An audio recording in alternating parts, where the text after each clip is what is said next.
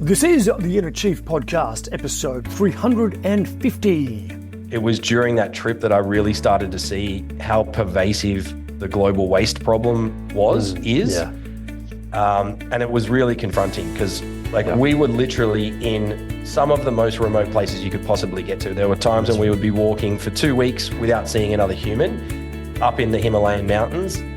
And you'd get to the head of a valley and there'd be a beautiful turquoise lake, 3,500 meters above sea level, no sign of humanity, and it would be full of rubbish. And you just think, how the hell has this plastic even gotten here? G'day, this is the Inner Chief Podcast, episode 350, and our guest today is Mike Smith, founder and CEO of Zero Co, on how to build a tribe of loyal customers, creating a better world through business and personal growth. I am your host, Greg Layton, founder of Chiefmaker and the Council of Chiefs. I believe there is a great chief in all of us, and that through listening to the stories, strategies and techniques of great CEOs and gurus, each of you can find and leave your own legacy through your work and life. The Inner Chief Podcast is where you will learn how to think and make moves like a CEO, like a true chief.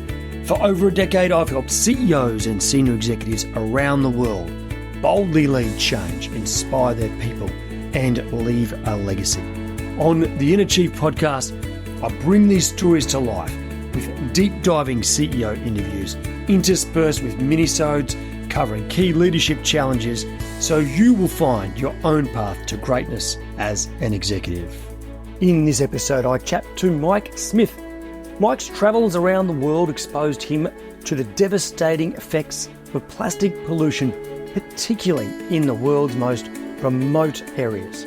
Inspired to find a solution, he founded Zero Co, an Australian company he launched in 2019 to eliminate single-use plastics in everyday household products by facilitating consumers to switch to eco-friendly, refillable alternatives.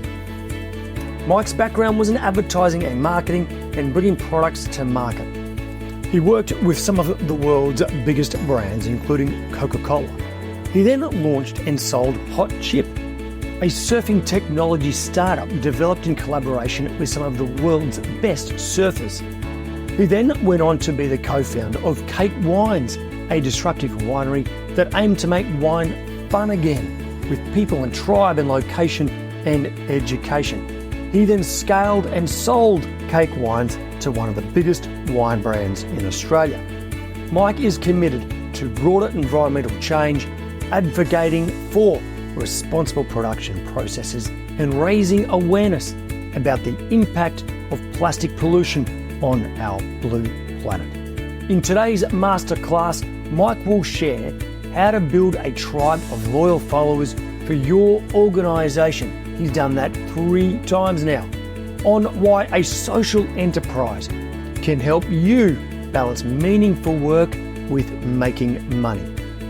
The recent evolution of Zero Co's operating model from a buy, return, fill model to a circular economy model, and the immense work he's done on self-awareness and personal growth. Chiefs, without further ado, here is the inspiring Mike Smith. Righto, Chiefs. Welcome to Mike Smith, CEO, founder of Zero Co. Mike, welcome to the Inner Chief Podcast, mate. Thank you so much for having me. Really stoked to be here. Mike, we have a great tradition on our show. We love to know where our chiefs come from. Can you tell a bit of a story that sums up your childhood and early life? Great. Well, I was born in a really, really small town called Gilgandra, west of Dubbo in regional New South Wales. And then I moved to another small town called Sawtell, just south of Coffs Harbour on the north coast. So I grew up on the beach. My parents were both public high school teachers. Grew up surfing. My dad was a geography teacher, so I spent lots of time walking in the bush and learning about ferns and metamorphosis and igneous rocks and those kind of things. So I guess I've been connected to nature since I was a very young person, both as a surfer in the ocean and as a not so willing participant in long bushwalks as a young guy. Oh, nice, nice. What was your first ever job? My first job was actually working in an advertising agency called Naked Communication. So I left my small town and moved to the big smoke. Went to Sydney to do university. Yeah. I did a commerce degree, and then I thought advertising sounded like a kind of fun industry to get into.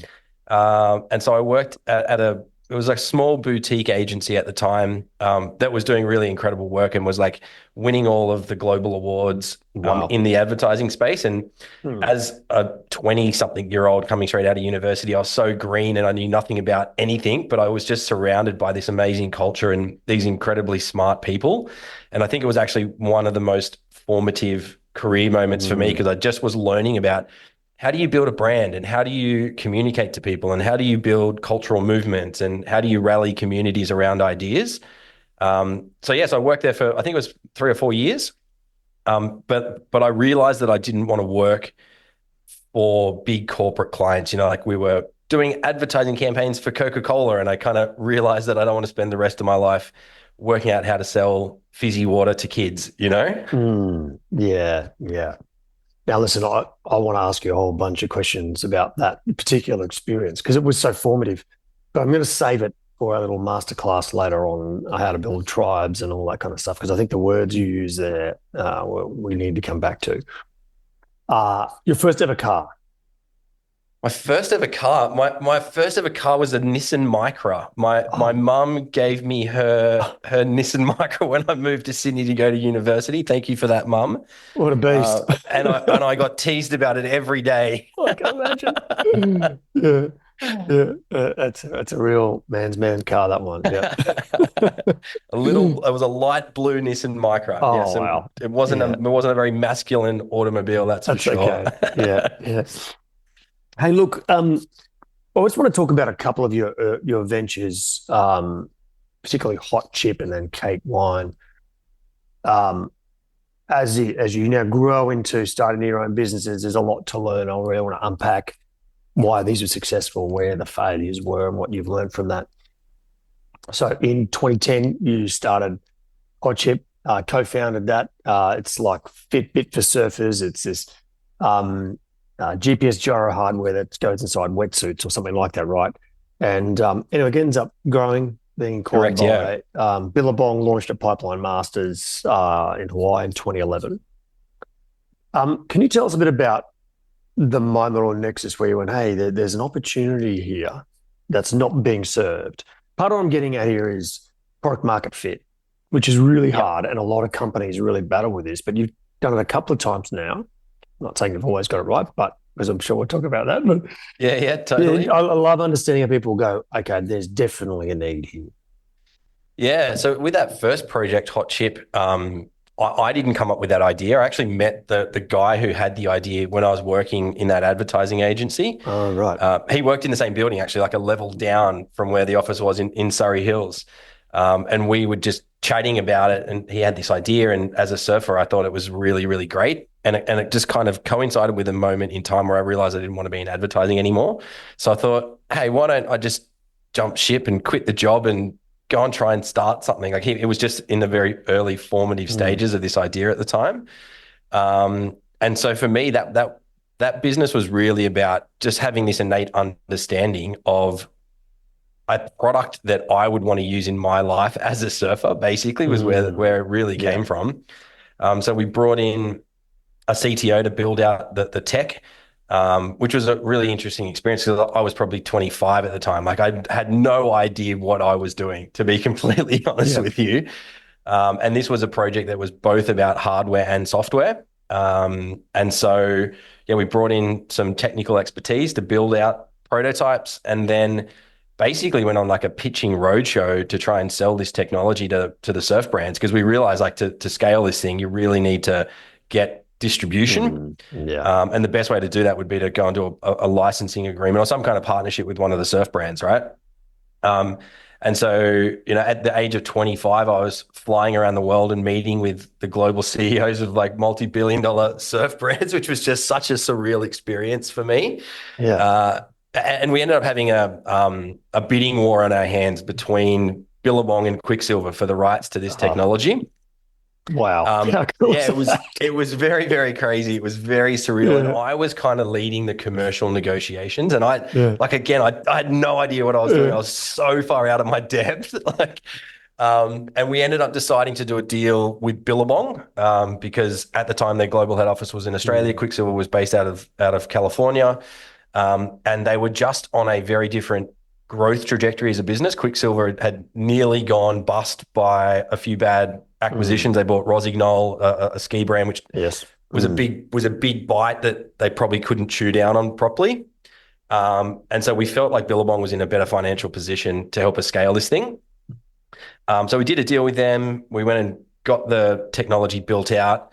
We went to the Pipeline Masters and launched it at Pipeline, which is the premier global surfing event. We had all of the global surfers wearing our device in the water. We had all of the data being streamed live globally on the broadcast, which was another pinch myself moment, as a surfer growing up and then getting to hang out with Mick Fanning and Kelly Slater and Parko and all the guys in Hawaii. It was just like, oh my God, I can't believe this is my life right now, which was incredible. But then the GFC happened, and basically the entire global executive team at Billabong got fired. The business almost completely died. Their global marketing and R&D budgets were just cut to zero essentially overnight. And so literally a few months out from launching this product globally, the deal got panned and the product never actually went into the world. And so that was a crazy experience for me in the space of 12 months to go from an idea to a big global deal to just about to launch to the whole project falling over. It's so interesting when you were saying why you picked Quicksilver over Billabong. I was like, didn't Billabong get in a lot of trouble? Yeah, like in hindsight, it was 6 months later. Picked the wrong horse. Gosh. We probably picked the wrong horse there. But that's life. Isn't that life? Like in that moment, all of the data was saying go this way. Yeah. Even probably your gut instinct was saying that, right? Because you can't predict GFC. Yeah, totally. The big lesson for me out of that experience was you can't build a business that relies on an external party or entity for like exclusive revenue growth. Like you just can't lose control of your ability to scale your business. And so that was a massively formative experience that has shaped how I've thought about every business I've built since then and making sure that I can maintain control of our destiny. I think about a broader principle for executives, maybe not founders, is if all your eggs are in one basket from a career perspective. If your career is in the hands of one person, it's totally. Really you need to spread and build trust and build a track record with so many different stakeholders, such that as your future goes on, not only is your career easier then, but you get more support for what you want to do. Yeah, agree. You might have just answered this, but I was going to ask, what do you think most people launching products get wrong? There's a couple of things that I've learned about launching products now, having done, I don't even know how many products, probably I've launched 100 products now in my professional career. And a couple of things that really... Can I ask a quick question after that? What's your strike rate, do you reckon? Yeah. Look, with ZeroCo, we've had almost 100% strike rate. There's been very few products with ZeroCo that we've launched that haven't gone well. My previous business was a winemaking company, and there were probably, I think we had 15 products, and probably 2 or 3 of those were outright flops. Yep. So it took a pretty good strike rate as you've gone along. Pretty good strike rate. And I think the learnings for me are get feedback along the way. Lean into this MVP idea, like minimum viable product, build the base thing that you can get to market, get feedback on it, put it into the world, iterate and grow from there. I think quite often people spend hundreds of thousands of dollars on consultants and market research and industrial designers, and they build this incredibly beautiful thing and they put it into the world and no one buys it because they've designed a solution in search of a problem. And they burned all their cash up front. And they burn all their cash. I see it happening all the time, particularly like physical products that can be very expensive to bring to market. So that's been a lesson for me, is like, just get the minimum viable thing into the world and get feedback and then iterate from there. Do you think sometimes when it might be launching a product, it might be launching a project internally in an organization, we rely too much on other people to guide us rather than our own instinct and our own connection to customer, be it an internal customer, external customer, where like if it's on you and you take 100% ownership of it, you get as close to the customer, you'll work it out anyway. Like I'm, Yeah, totally. you know what I'm getting at? Yeah, totally. You can't replace an innate understanding of the person you're trying to build this thing for. Like, you can do all the market research you want. You can pay all the experts to go and do the research. But if you don't understand the needs, the wants, the desires, the hopes, the dreams, the frustrations of the person you're building this thing for, then you won't get it right. So that's been a key thing with all the businesses I've built and the products I've done.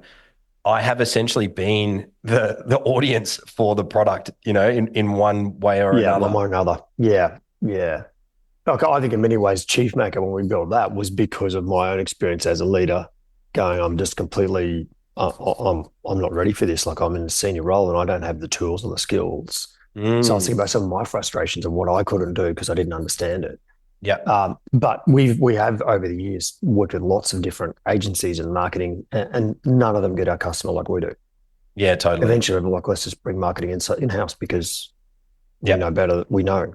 Like, we sit with them every day, like every day. Yeah. Chief, one of the biggest challenges in all leadership roles is how to influence stakeholders. The difficult, the easy, the elusive, all sorts of stakeholders, board members, executive teams, clients, suppliers, the media, the community. And if you want the definitive guide on how to think about it, how to set yourself up and prepare for it, how to run through and map your stakeholders, and how to finally influence with integrity, go to chiefmaker.com/stakeholder for a fully editable PDF guide on mastering stakeholder influence. That's chiefmaker.com/stakeholder. So, okay, let's go to Cake Wine. Cake Wine in 2011, you co-founded this. It's a boutique Australian wine. It becomes one of the fastest growing businesses. I think AFR top 50 fastest businesses. So once again, you're out of the blocks. This time you are actually selling and go well. And then you do end up selling to Kasama Group, one of Australia's largest independent wine businesses.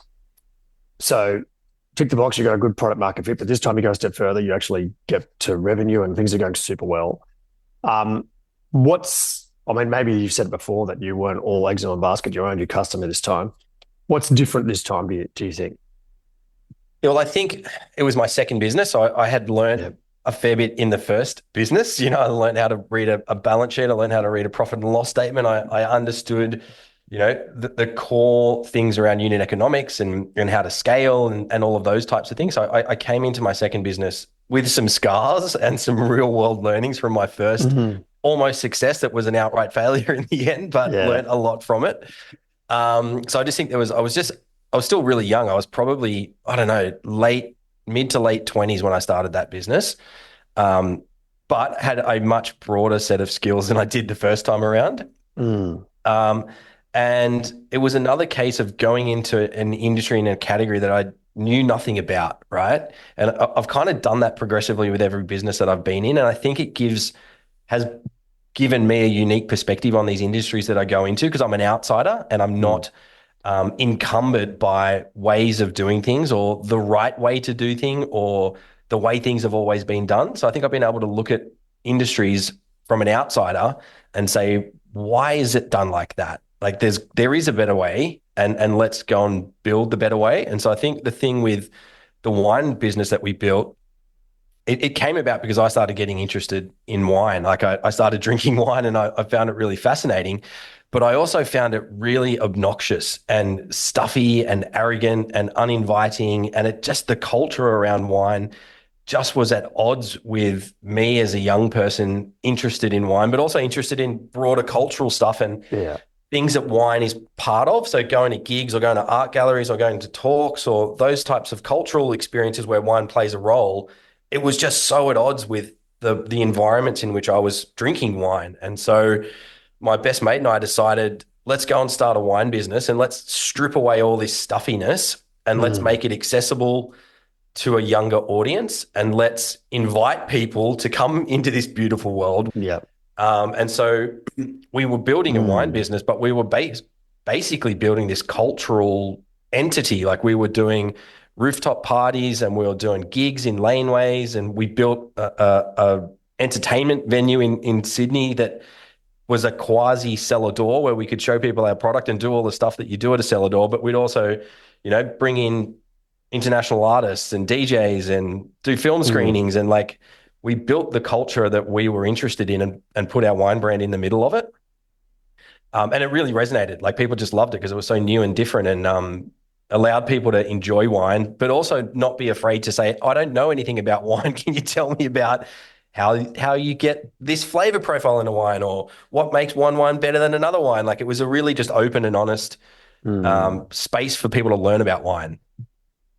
There's a line in there I love. You said, we built the culture we wanted, and then put our product in the middle of it.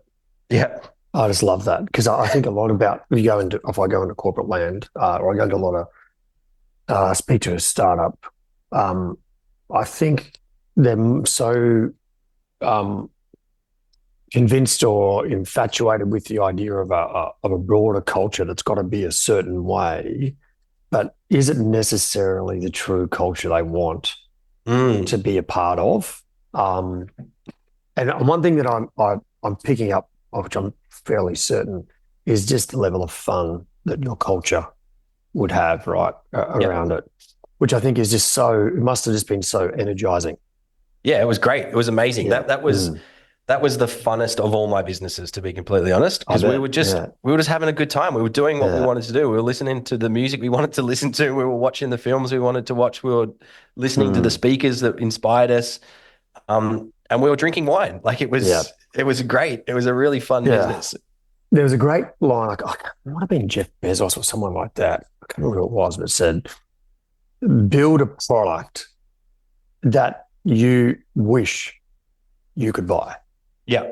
Right. Or that your customer, when they see it, is just exactly what they wished for. Oh man, I'm so glad they made this. Like, that's what I've been waiting for. It sounds to me like you hit that mark. In your board meetings for Cake Wine, did you ever consume too much of your own produce and shit it out of hand? No. We had a no alcohol in important meetings policy. But it ended up being one of the reasons I decided to leave the business or sell the business. Was there was just alcohol was around every day. Yeah. And for a lot of it, you were drinking because you had to. You were doing wine tastings, or you were showing buyers, or going and meeting with bottle shops or whatever. And I was just drinking wine basically every single day, And I just reached a point in my life where I realized that I don't want to do this for the rest of my life. Like, it's great fun when you're in your 20s and early 30s, but fast forward to if I'm 40, 50, 60, is that what I want to be doing? And I just decided, primary coming your way too. Yeah, that's not what I wanted to do, basically. So that was one of probably two driving forces for me to sell that business.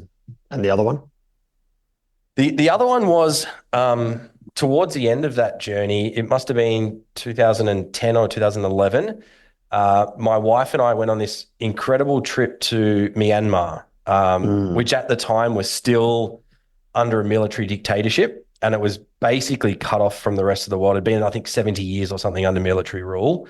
And it was just such a mind-bending experience to go into a country. And we made some friends with some local people, and they invited us to go out to their village, and we ended up staying in this village for about a week. And none of the kids in the village had ever seen a white person before, which was just the most surreal experience, because they didn't have internet. They were under complete sanctions from the Western world. So they didn't have movies. They didn't have any Western influences. And we had such an amazing experience there that when we got home, my wife and I decided we wanted to do something to help this village, this community that we'd spent a week in. So we asked them what we could do to help them. And they said, we need a school in the village, because The kids have to walk an hour to get to school every day in the next village over. And there's a river that floods during the rainy season and they can't get across the river. So they basically only go to school for 6 months of the year. And so they said, can you help us build a school? And I was like, okay, I have no idea how to do that, but cool, let's go and work out how do you build a school. And so we did a whole bunch of fundraisers. We ended up raising $30,000. We got a local builder in Myanmar, and we went and we built this school. And then over the next 12 months, we ended up building 2 more schools in other villages around. And it completely changed my perspective on what meaningful work is. And so I was having this tension within myself of, I'm building this business, which is a lot of fun. It's going really great. I'm making money, but it's not doing anything to make the world a better place. And I now have this newfound passion to want to go and do things and make the world better and have an impact in various ways that I can. And that's when I started thinking about, how can I make those two things the same thing, rather than having a job and then having this impact dream outside of work. How do I make those two things one? And so that's when I said to myself, I'm going to sell this business and I'm going to take some time out and I'm going to think really long and hard about, how do I build a life that is fulfilling and doing good in the world, and also satisfying my entrepreneurial, desires.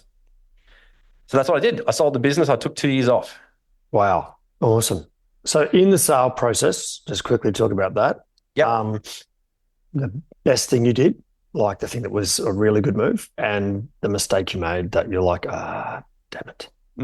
So I think that was the first time I'd ever tried to sell a business before. So again, I had zero experience in the space. We engaged a broker, which at the time felt like the right thing to do because I had no experience in it. So let's get an expert who's sold businesses before and get them involved. And in hindsight, that was a good move and a bad move. The broker obviously talked us through the process and provided a whole bunch of insight and expertise, but ultimately led us down a very narrow path of narrowing the field of potential acquirers very, very quickly. And at the time, I knew it felt like not the right thing to do. And so we ended up only having 2 players on the table at the end of the negotiations.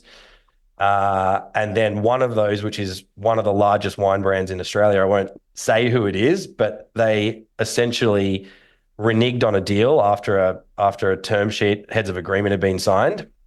On the day of supposed to signing the contract, walked away from the deal, which essentially left us with one buyer that we had to go back to after we'd already said we're not going to go ahead with the deal. Yeah, right. Yep. So it was an exit, but it was a messy exit, to be honest with you.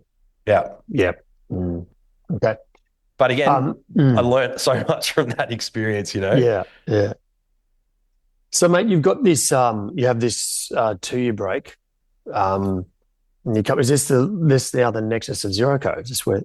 This is the nexus of ZeroCo. Yeah. Basically, I convinced my wife Alyssa to go on the craziest trip around the world imaginable.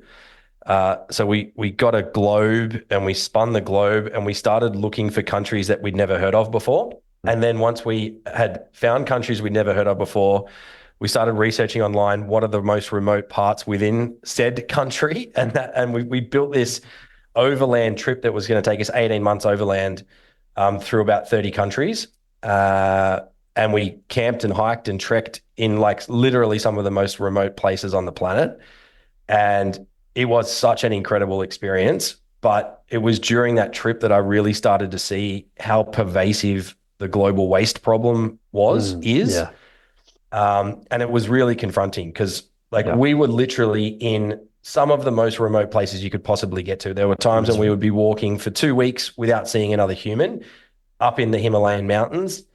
And you'd get to the head of a valley and there'd be a beautiful turquoise lake, 3,500 meters above sea level, no sign of humanity, and it would be full of rubbish. And you just think, how the hell has this plastic even gotten here? Yeah. I think it's a really interesting thing because I want to ask you about this in more depth. I've had a similar journey to a lot of very remote places on a whole bunch of different continents. And that was sort of part of my travel thing too back in the day.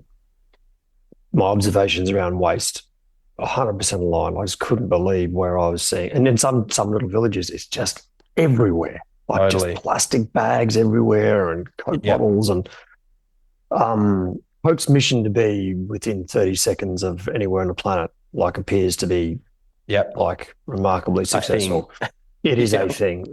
Like, you could be in I remember being in like the absolute arse end of Sudan and going into a local village that had nothing, hardly, not even running water, but God, they had a fridge full of Coke. Yeah. And I was Yeah. like, what the hell is this? Yeah. It's crazy, isn't it? Um, and so what do you think, outside of the lessons from the waste thing, what do you think you gain by going to really remote places like that? It gave me a sense, a real juxtaposition of emotions, I guess. It gave me this deep sense of awe about how incredibly beautiful our planet is, and just like staggering beauty, majestic Mm, places that just literally take your breath away. And that was it. It made me fall in love with our planet yeah. all over again. But it also filled me with this existential dread about the future, and what these wild places will look like in 20 years or 30 years or 40 years. And so that was what filled me with this sense of urgency to try and do something about this global waste problem, essentially. Mm, mm. Okay, so um, you come back from your trip and you decide, let's start Zero Co. The core concept is to eliminate single-use plastic packaging from every Aussie kitchen, laundry, bathroom, and let's probably just delete Aussie too. Let's just go Yep. global, man. From Let's the do it world. from the world. Let's do this, right? Um, you've just been through a complete business transformation internally. Can you just talk a little bit about the journey so far and a little bit behind? There's this two-sided economic or two-sided approach to how you solve this problem. Can you just talk a little bit about that? Yeah, sure. So when I came back from this trip, I had this insight, which is a really simple one and not very profound at all, but it's defined everything that I've done in my life in the last 4 years now, which is that whilst the global waste problem feels really big and daunting and overwhelming, the way we solve it is actually really easy. It's really simple. There's just two things we all have to do. The first is we need to reduce the amount of waste that we are producing at home. And then we've got to go and clean up all the rubbish that's made its way into the natural environment. Like, that's it. If we can just do those two things, we will solve the problem. So I Mm, came back to Australia and I said, that's the insight that this business is going to be built around. That's the core mission of this company. I didn't know what we were going to do. I didn't know what the products were going to be, but I knew that we wanted to build a business that helped people reduce the amount of waste at home. And then we would use the proceeds from the sale of whatever that product was going to be to go and fund ocean cleanups. So that was the kind of the nexus of the business, and has been the central theme for the last 4 years. The next thing I went and did was I started going to the supermarket and watching what people were buying, because I just thought, where's all this plastic coming from in the first place? It's coming from the supermarket. Let's go and have a look what people are buying. And so I creepily followed people around the supermarket for a few weeks and found myself spending more and more time down the last three aisles of the supermarket where the personal care mm, and the home cleaning products are stored. Yep. Mm, And that was the next big aha moment for me, when I realized that it's a gigantic global category that's had basically no innovation for decades, yep. and is, in the supermarket context, wall to wall, floor to ceiling, single use plastic, right? Those aisles are just rampant single use plastic places. So I said, okay, I'm going to go and build a personal care and home cleaning brand that has either zero or very little single-use plastic in it. And then I'm going to use the proceeds to go and fund ocean cleanups. So that's how it all started, essentially. Mm, So I went and built a team. I got engineers involved. I got product formulators involved. I got scientists involved. We built a full range of products from the ground up that were both formulated with the environment in mind, I guess. So one of the yep. competitive tensions we have from a product perspective is, how do you make really a highly effective products that do the job they're supposed to do without filling them full of junk that's not good for you or for the planet? So that was the first brief we had to tackle, which, we spent 18 months developing a whole range of different formulations and having them independently tested. And the original business model was a closed loop supply chain. So the thinking was the best way to solve the waste problem is to make packaging that can be reused over and over and over again. So the very first iteration of ZeroCo was you would get what we call a forever bottle, which is a bottle that you keep at home and fill up and reuse for the rest of your life, that was made from recycled and ocean plastic, and then a plastic refill pouch that you'd fill up your bottle with and then send the empty pouch back to us. We would clean it, refill it, and send it back out to another customer. So we scaled that model for about 2 years. I think we had about 50 or 60,000 customers in Australia at that point who were using this model. And it was incredibly effective, right? It was reducing single-use plastic. It was funding our ocean cleanup projects. But we realized that there has to be a better way. And we got some environmental auditors to come in and look at our entire supply chain. And what we found was that there was actually quite a heavy carbon footprint involved in our business because we have two-way logistics under this model. So we're shipping stuff to people, then we're shipping it back from them. There's then the use of water and electricity to clean those empty pouches, refill them, send them back out. And so we basically, about 2 years into our business, while we were growing at a crazy rate, decided that we needed to rebuild the entire business model from the ground up because there had to be a better way. Even though that was the best model currently available on the planet, we just thought there's got to be an even better way to do this that reduces plastic even further, reduces our environmental footprint, reduces our carbon emissions. There just has to be, like, this can't be the ultimate solution. There's got to be a better way. So literally over the last 2 years, we've been on this crazy research and development project working with scientists and material engineers and researchers in Australia, in America, and in Europe to try and build a truly revolutionary packaging and product system for personal care and home cleaning products. And it's been the most crazy 2 years of my life on this project. I also became a dad at the same time. I had all of that to deal with. And literally a few days ago, we officially launched this new innovation into the world that we're calling Forever Fill, which we believe is going to set a new global standard for sustainability. It has 97% less plastic than any other packaging format in our category globally. We've reduced our freight emissions by up to 75% on our top selling products. And we've launched a new promise that for every product sold, we're going to remove 10 water bottles worth of ocean waste. So we've collected 45 million bottles so far, water bottles, and the goal is to get to 1 billion. So this new model is a radical new sustainability initiative for us. But we also think this will be the new model for everyone in our category globally going forward. Like how exactly does it work?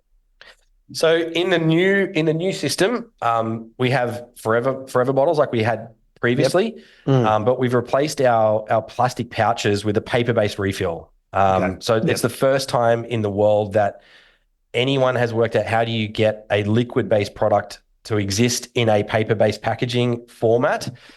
So basically the paper refills slide straight inside our new forever bottles. So you just put the cartridge inside your bottle and you pump away. You use your hand wash or your shampoo or your conditioner or whatever. And then when the refill's empty, you just take it out and put it in your recycling bin. So there's no more reverse logistics. It's been certified curbside recyclable nationwide. And then we deliver a new paper-based refill to your door and you put it in your bottle and you're away. You're away. Yeah. Okay, so every company needs to make sure this is in their offices. Every listener, please just get involved and do this. That's number one. Let's do this. And certainly we're going to have a crack at this at our place too. So you mentioned this piece. So in my world of working with clients, the word transformation is synonymous or it's everywhere. Like we literally, I don't think have a client that's not now in a constant state of transformation. You had to transform your whole business when you and I first chatted. You were in the midst of this, and you said, "Speak to me when the transformation is done." And well, I'm sure it's not complete, but here we are. Yes. Talk to me about transformation and what you've learned about that. That's a big question.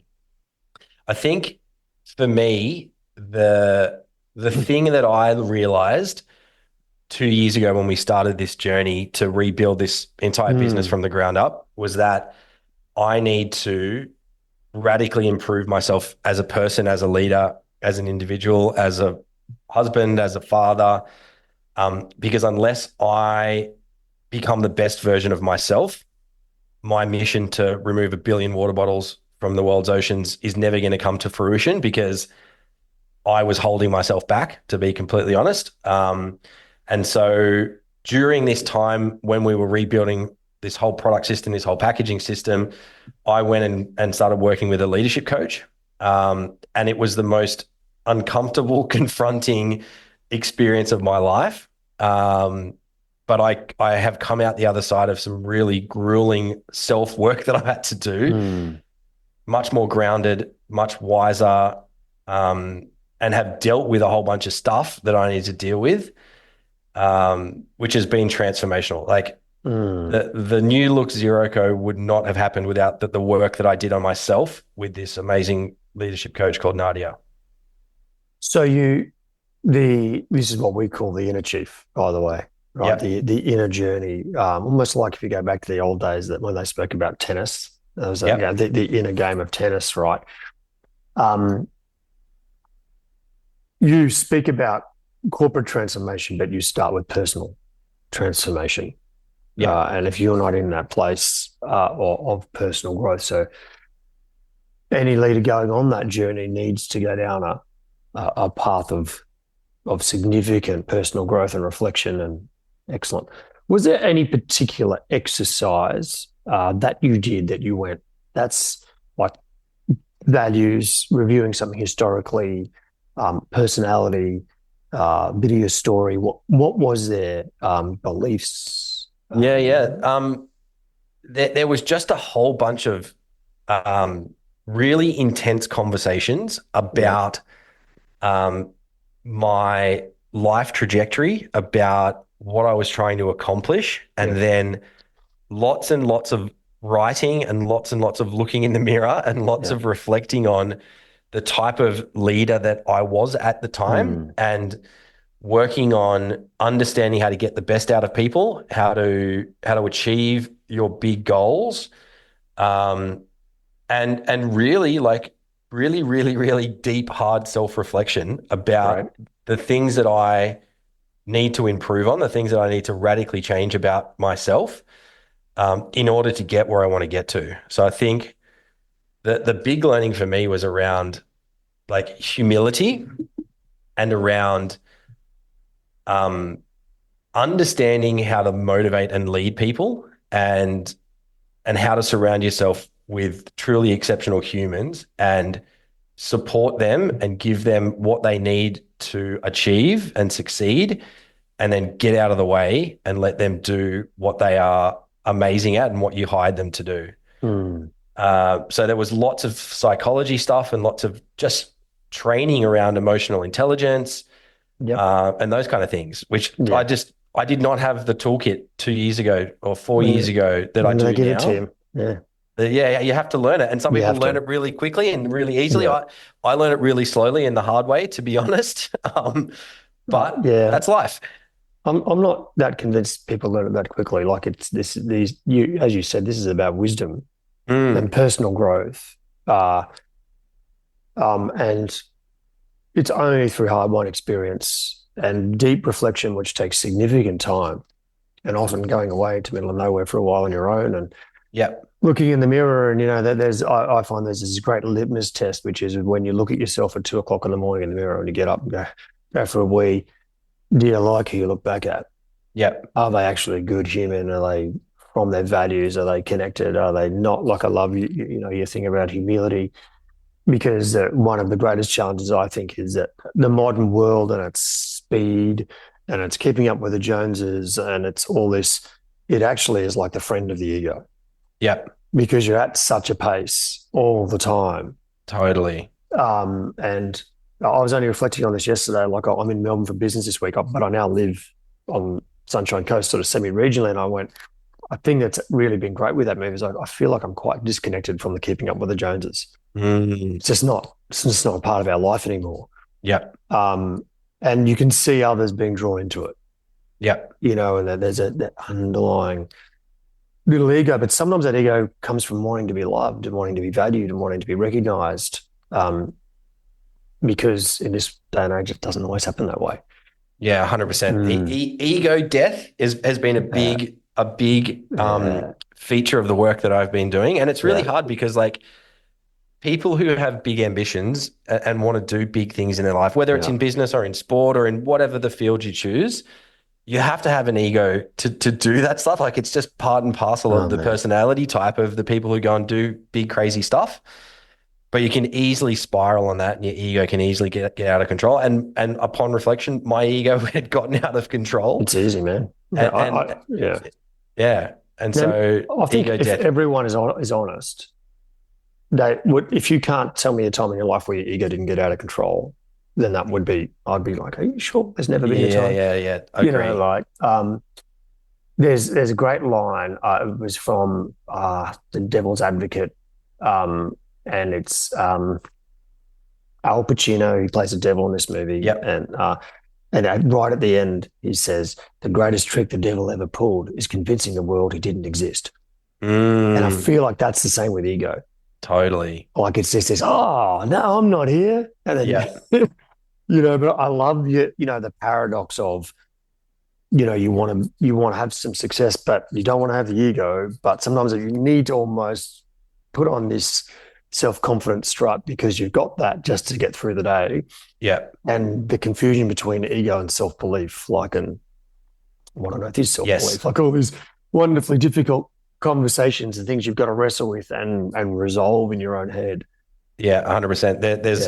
There's a big difference between like wisdom and confidence and ego, right? And often ego is a tool that we use without understanding it to mask a lack of confidence or a lack of wisdom. And ego and arrogance are best friends, and so I learned that I was using arrogance and my ego to cover up, to mask some insecurities I had around lack of confidence or lack of self-worth or whatever those things are.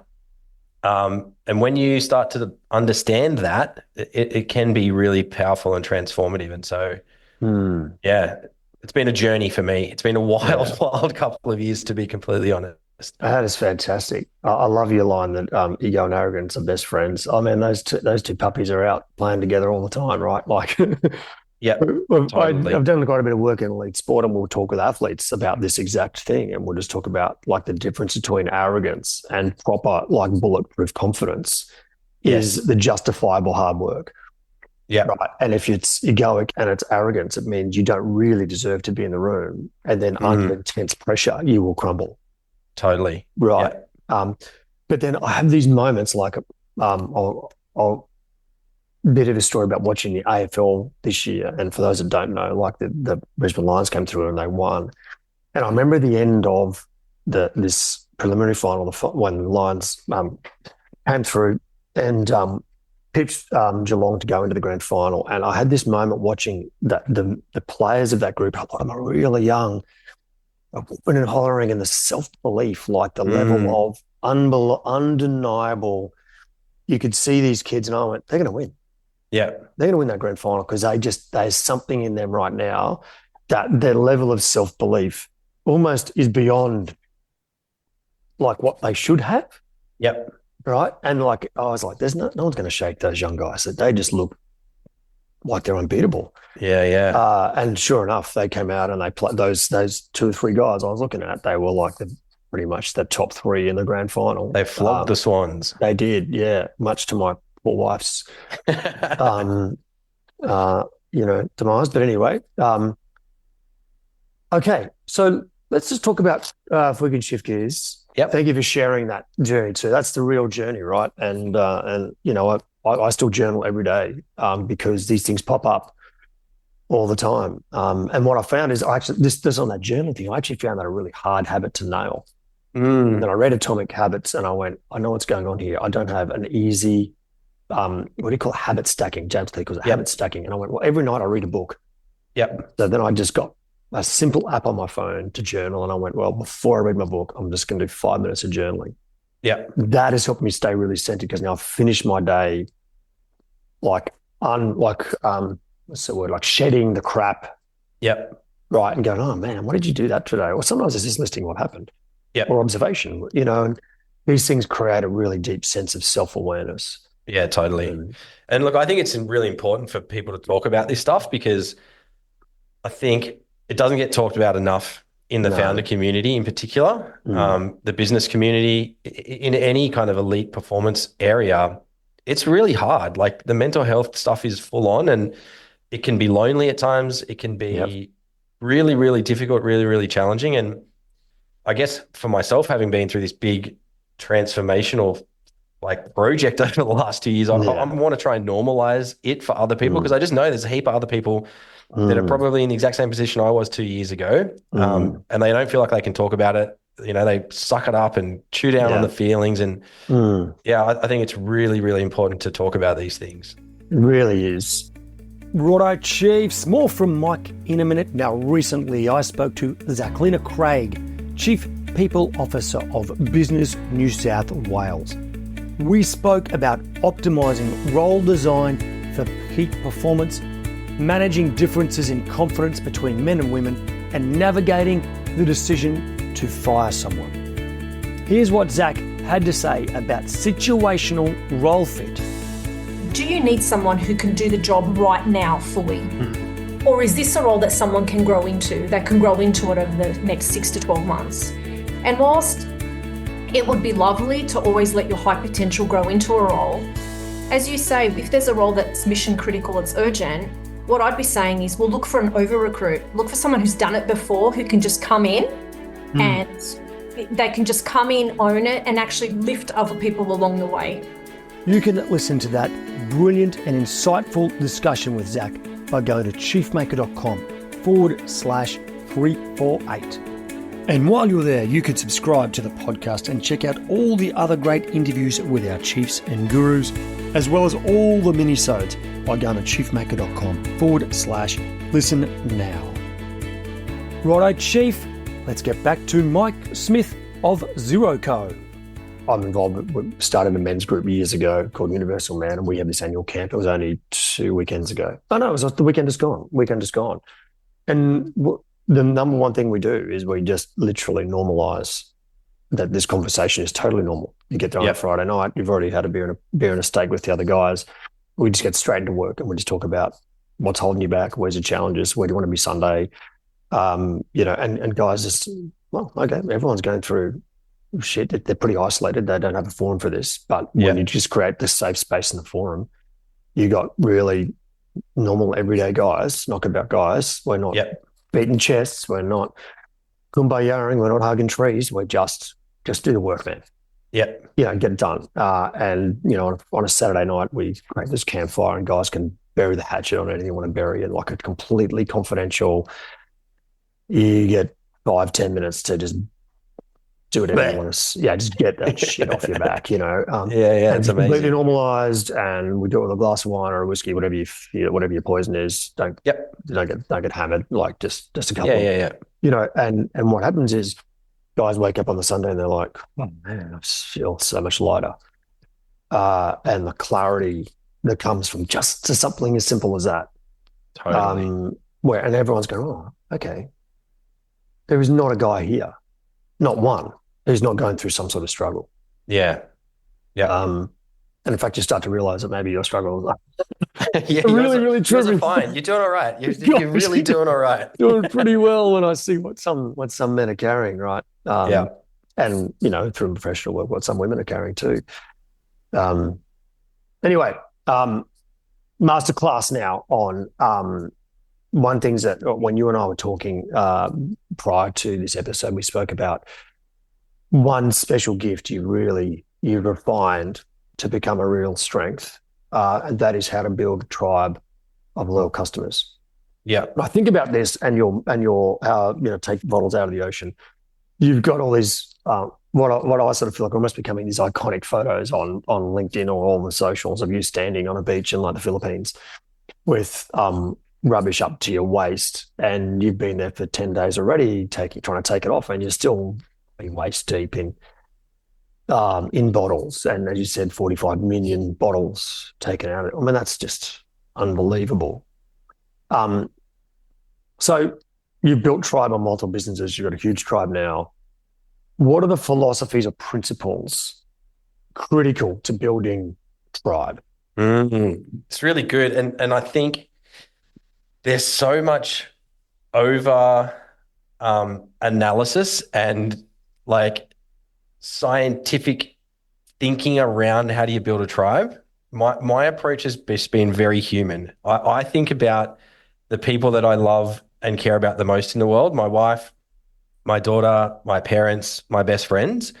And I just think about what are the things that I do on a daily basis to build and maintain a relationship with those people that I care deeply about. And then you just do that to the people that are the next sphere out from you. And so when I think about the community that we... Thank you for saying that. Thank you. Just be a good person. Just be, wow. Oh, that's great. And be honest and be humble and be vulnerable and be transparent and be supportive and be inspirational and all this normal human stuff. And if you do that, people will come and want to be part of the thing you're building. That's it. It's really simple. Masterclass over. You don't need tech stacks, and you don't need friggin' a PhD, and you don't need experts. You just be authentic and try and build friendships with as many people as you can. That's how you build a tribe. Yeah, like I've been watching the culture grow around this universal man concept, and we just sort of create the culture we'd want to be a part of. And what is a really everyday kind of thing. And we let the language that's developed out of it is their own language, right? And sometimes it's like unrepeatable on a podcast. Apple would probably kill me. but in that environment around a campfire, it's fine. Yeah. It makes sense. Yeah. If that's what they need to normalize this, then just let it Great. be. Yeah, That's it. Yeah. The rituals and traditions. So one thing that I'm really fascinated about is historically, I'm talking like, over tens of thousands of years, the rituals and traditions of a group were really telling about what was important to them. Everything from, grace before meals to rites of passage to how we celebrate birthdays or name days or whatever it is. Do you purposely build ritual tradition? Is this something you just let naturally grow? Like, is it? Yeah, not particularly. Yeah.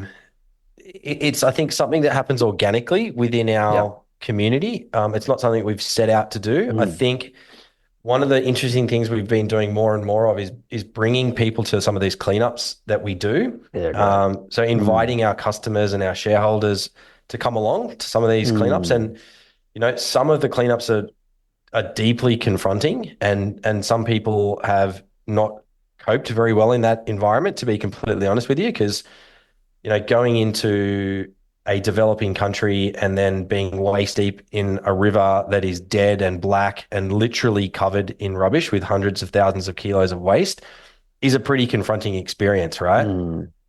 But then on the other end, just doing a local beach cleanup at Bondi Beach or your local beach or whatever. And that's been really, really interesting to watch people. You can see the moment they get it when they connect the dots of, hey, I'm buying stuff at home that's wrapped in plastic and I'm chucking it away, and then it's ending up here in the beach, and I don't want that. And I'm now here picking up the rubbish off the beach. I want to be involved in solving this. So you see there's a moment with everyone who comes to a cleanup where they get what we're trying to do. They get why it's important, and they get why it's important for us all to do a little bit, to all play our small little part in solving this problem. And so I guess it's a bit of a ritual, right? Like taking customers and people and members of our community to these cleanups has become a bit of a ritual, but it's just evolved organically out of, that's what we do as a business. Like, we have 15 people who work for us now just in doing ocean cleanups. And we are out doing cleanups literally almost every single week now somewhere around the world. And so it's just organically flowed from the work that we do. That is spectacular. Yes, like having seen many rivers in this horrendous state, um, I, I've never thought to jump into one and clean it up though. And so somewhat inspired. Fantastic. It is definitely an Yeah. unusual career pursuit. Uh, I often talk about myself as a glorified garbo now. I spend a lot of my time not in the office. I spend a lot of my time out doing these cleanups now. yeah. And I love it. Like Yeah. it's a very fulfilling thing to do, to go to a beach or a river or a harbor or whatever and see that it's completely covered and you can't see any water or you can't see any sand, and then to spend 2 or 3 weeks with the team there and you leave the place and it's completely clean. It's such a fulfilling, rewarding experience.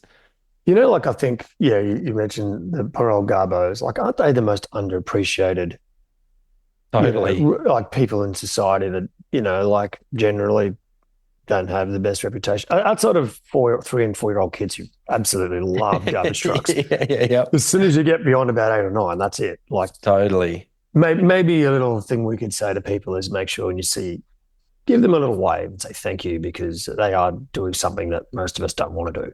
Yeah, totally. Yep. Mike, we're running a little bit out of time. I don't want to cut it short, but both of us have got our next appointment. Yes. Hey, we've got some rapid fire questions. Okay, we've got all chiefs to get to. So if you could form any team, the ultimate executive team, cannot be anyone in your current team now, made up of well-known leaders from any time, anywhere in history, who would your first 3 picks be? Oh, wow. That's a really good one. They can be living now. Yeah. Yvon Chouinard, who is the founder of Patagonia. Who has just built the absolute global standard in sustainability. Incredible company and philosophy and mission that he has built. David Attenborough. I think he has raised the bar and set the standard for how you communicate about the beauty of nature and the importance of protecting it and inspiring people from all walks of life to care and to get involved in conservation stuff without any political agenda whatsoever, other than let's just look after the place because we live here. And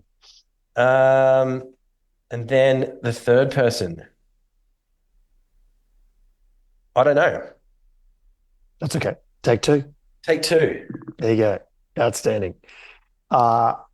We've had Yvonne before, but we've never had David Attenborough. So I'm really glad. I'm really glad he just got around that. That's cool. You might have already mentioned this, but the most valuable structured learning program of your career. So outside of work experience, something you've actually done where like a structured learning program end to end. I have never done that, to be completely honest with you. Last one was university. The last one was university, and I did not enjoy university, to be completely honest with you. I don't do well in structured environments. So that's cool. The best advice a mentor has ever given you? Best advice a mentor has given me would be keep going. Like I've learned from a lot of great people that are more experienced and further ahead in their career trajectories about the power of perseverance and how it looks bad today, it looks hard today, but it will get easier and tomorrow is just a few more steps ahead. So keep walking, keep trying, keep pushing. Don't give in. Great job. The number one interview question you use when looking for senior leaders to join your team? I have a question around people's plastic journey and understanding where they're at on their spectrum of awareness and action, which very quickly allows me to identify how serious they are about the mission, but also what's their strategic approach to it. So we don't want to hire radical, extreme, far end of the left spectrum people. We are looking for people who sit more in the center of things and take a sensible, everyday, realist approach to that. Yeah. And so there's a couple of questions that sit around this theme, but I can quickly identify where they exist on the spectrum and how radical they are, because we want to get everyone involved in this mission, and the only way to do that is to be able to communicate with everyone and not take extreme positions on stuff.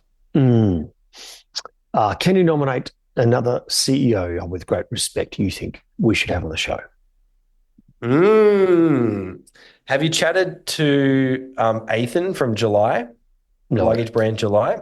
No. I actually met Ethan yesterday. We shared a panel at South by Southwest in Sydney, and spent most of the day with him. He's an absolute legend and has lots of little balls of wisdom. So you should totally reach out to him. Okay. We'll try and get him on the show. That sounds great. Okay. If you could lead any company in the world other than Zero Co, any organization on the planet, what would it be? Patagonia. Oh, lovely. Yeah, cool. Okay, Mike. The final message of wisdom and hope for this generation of executives. My final word is that we can and we will solve all of these mounting environmental issues that are facing us, whether it's global waste problem, whether it's global warming.